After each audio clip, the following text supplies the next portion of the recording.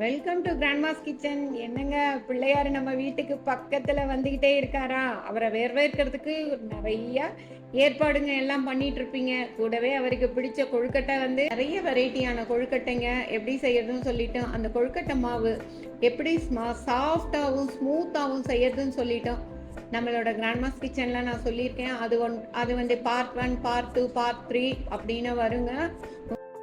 சூப்பராக சுவையான ஒரு காரத்துக்கு இந்த மோதக மாட்டோம். இந்த வெரைட்டி பருப்பு உருண்டை, தேங்காய், பால்கோவா, முந்திரி, எள்ளு, இது மாதிரி 5 வெரைட்டியாக நம்ம இதில் பண்ணி வச்சுருக்கோங்க. இந்த 5 வெரைட்டியும் பஞ்சமுக விநாயகரை பஞ்ச ருசியோட சூப்பராக வரவேற்கலாங்க பிள்ளையார் சதுர்த்திக்கு. ஒரு வாரம் தான் இருக்கு பிள்ளையார் பண்டிகைக்கு. நம்ம அவருக்காக இப்போவே எல்லாமே தயார் பண்ண ஆரம்பிச்சிடலாம். இன்னைக்கு அவருக்கு பிடிச்ச கொழுக்கட்டைக்கு ஒரு பூரணம் எப்படி பண்றது அப்படின்னு சொல்லிட்டு நான் உங்களுக்கு காமிக்கிறேங்க. எள்ளு பூரணங்க. எள்ளு இதுல 50 ml இருக்கிற மாதிரி நான் எடுத்திருக்கேன்.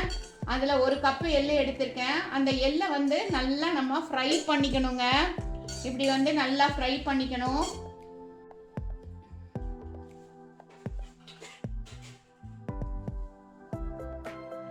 எந்த அளவு எள்ளு எடுக்கிறோமோ அதே அளவு வெல்லம், நல்லா பொடி பண்ண வெல்லம் எடுத்துக்கணுங்க. இப்ப எள்ளை நல்லா ஃப்ரை பண்ணிடலாம். எள்ளு ரொம்ப நல்ல ஒரு விஷயம், உடம்புக்கு ரொம்ப நல்ல விஷயங்க. இதுல நம்ம பச்சடி பண்ணலாம். அப்புறம் எள்ளு பொடி பண்ணி சாதத்துக்கு போட்டு கலந்து சாப்பிடலாம். எல்லாம் நான் கிராண்ட்மாஸ் கிச்சன்ல சொல்லியிருக்கேன். நீங்க எல்லாம் அதுல பார்த்து என்ஜாய் பண்ணிக்கலாம். இன்னைக்கு நம்ம பிள்ளையாருக்கு பிடிச்ச பூரணத்துக்காக நான் எள்ளு வறுத்துட்டு இருக்கேங்க. இப்ப எள்ளு பாருங்க, எல்லாம் கொஞ்சம் நல்லா இப்படி பண்ணீங்கன்னா டக்குன்னு இது மாதிரி ஆயிரும். 6 நாள் நல்லா குண்டு குண்டா வருங்க. அதுல லைட்டா வெடிக்கிற சத்தமும் கேட்கும். கேட்டதுன்னா நம்ம உடனே அடுப்பை சிம்ல வச்சுட்டு ஆஃப் பண்ணிட்டு இதை ஒரு பிளேட்டுக்கு டிரான்ஸ்ஃபர் பண்ணிடலாங்க. எடுத்து வச்சிருக்கோம் இல்லைங்களா, அதை மிக்ஸி ஜார்க்குள்ள போட்டுக்கலாங்க. போட்டு அதை பவுடர் பண்ணிடலாம்.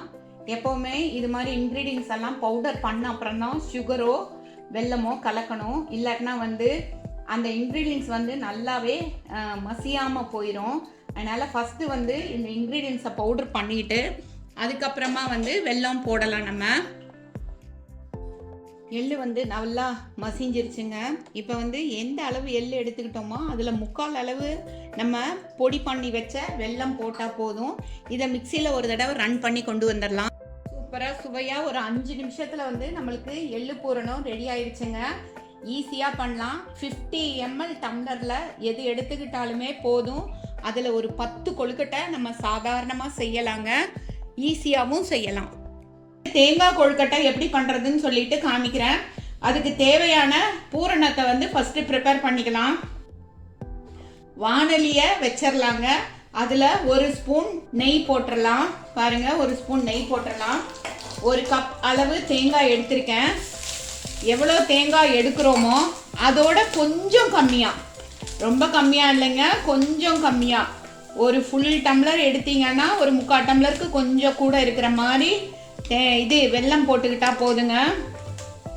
ஒரு சிலர் சுகர் போட்டும் பண்ணுவாங்க. நான் வெல்லம் போட்டு பண்ணுறேங்க. வெல்லம் போட்டால் இன்னும் டேஸ்ட்டு ரொம்ப நல்லா இருக்கும். பாருங்க, 1 கப் அளவுக்கு தேங்காய் எடுத்திருக்கேன். அதுக்கு 3/4 கப் அளவுக்கு வெல்லம் எடுத்திருக்கேங்க. இப்போ இதை ரெண்டையும் சிம்மில் வச்சு நல்லா கலந்துடலாங்க. நல்லா தேங்காயும் நம்ம வெல்லமும் நல்லா கலந்து வந்துடணுங்க.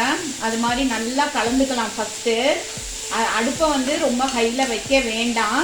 இதுக்கு வேணும்னா தேவையான பச்சைக்கல் பூரம் போட்டுக்கலாம், ஏலக்காய் போட்டுக்கலாம். அந்த ஃப்ளேவர் பிடிக்கிறவங்க எல்லாரும் போட்டுக்கலாங்க. நான் இன்னைக்கு ஒரே ஒரு ஏலக்காய் மாத்திரம் தாங்க போட்டிருக்கேன். அது போட்டால் போதும். போட்டு அதையும் நல்லா நம்ம இது மாதிரி நல்லா சர்க்கரை கரைஞ்சி வெல்லமெல்லாம் நல்லா கலந்து கரைஞ்சி வர்ற வரைக்கும் கலக்குனா போதுங்க. பூரணம் நம்மளுக்கு சூப்பராக ஒரு 2 மினிட்ஸில் ரெடி ஆயிருங்க. ரொம்ப பெரிய கஷ்டமே கிடையாது. எள்ளு பூரணம், முந்திரி பருப்பு பூரணம், தேங்காய் பூரணம், பருப்பு பூரணம், பால்கோவா பூரணம், இது மாதிரி நிறைய வெரைட்டிஸ் இருக்குது. நான் உங்களுக்கு 3 வெரைட்டிஸ் இன்னைக்கு காமிக்கிறேங்க. எள்ளு, முந்திரி பருப்பு, தேங்காய் இது மூணும் காமிக்கிறேன். பாருங்க, சர்க்கரை கொஞ்சம் நல்லா வெல்லம் கரைஞ்சி வந்துருச்சு. இன்னும் 1 நிமிஷம் கலக்கணும்னா நம்மளோட தேங்காய் பூரணம் சூப்பராக ரெடி ஆகி வந்துருங்க. நம்மளோட தேங்காய் பூரணம் ரெடி ஆயிடுச்சு. அடுப்பை சூப்பராக இப்போ ஆஃப் பண்ணிடலாம். முந்திரி பருப்பு பூரணங்க. இப்போ 1 கப் முந்திரி பருப்பை எடுத்து வாணலியில் போட்டு லைட்டாக ரோஸ்ட் பண்ணிக்கலாங்க. வாணலியை வந்து மீடியம் ஃப்ளேமில் வச்சுக்கலாம். ஏன்னா சீக்கிரமாக இது வந்து தீஞ்ச மாதிரி ஆயிரும். அதனால மீடியம் ஃப்ளேமில் வந்து வச்சு வந்து நம்ம ஃப்ரை பண்ணலாம். முந்திரி பருப்பை வந்து ஃப்ரை பண்ணிக்கலாங்க. நீங்கள் எந்த அளவு முந்திரி பருப்பு எடுக்கிறீங்களோ அதே அளவு பவுடர் பண்ண சுகரும் எடுத்துக்கணும். எடுத்து ஃபஸ்ட்டு முந்திரி பருப்பை வந்து மிக்சியில் போட்டு ரன்னிங் பண்ணிவிட்டு அது பவுடர் ஆனப்புறம் அந்த பவுடர் சுகரை போட்டு ஒரு தடவை ஒரே ஒரு பல்ஸ் பட்டனில் போட்டு கலந்தோம்னா சூப்பரான சுவையான ஒரு முந்திரி பூரணம் நம்மளுக்கு ரெடி ஆயிருங்க. இப்போ வந்து ஒரு 2 மினிட்ஸ் வறுத்தா போதும். நல்லா முந்திரி பருப்பு பாருங்க, அப்பா சரியான சூடாயிருச்சு. இந்த அளவு வறுத்தா போதுங்க. இந்த வறுத்து வச்சிருக்கிற முந்திரி பருப்பை மிக்சியில் போட்டு இதை நல்லா அரைச்சி கொண்டு வந்துடலாம். இப்போ வந்து இந்த முந்திரி பருப்பு வந்து நல்லா அரைச்சி கொண்டு வந்துட்டோங்க. பாருங்கள், முந்திரி பருப்பை அரைச்சி கொண்டு வந்தாச்சு. இது கூட வந்து நம்ம சுகர் அரைச்சி வச்சுருக்கோம் இல்லைங்களா, அந்த பவுட்ரு எவ்வளோ அளவு போட்டோமோ அந்த அளவு போட்டுக்கலாங்க. முந்திரி பருப்பு பூரணம் பாருங்கள் ரொம்ப நல்லா ரெடி ஆயிடுச்சு. இது கொழுக்கட்டைக்குள்ளே வச்சு நம்ம அப்படியே பாயில் பண்ணி எடுத்தோம்னா சூப்பரான ஒரு முந்திரி பருப்பு கொழுக்கட்டை நம்மளுக்கு ரெடி ஆயிரும்.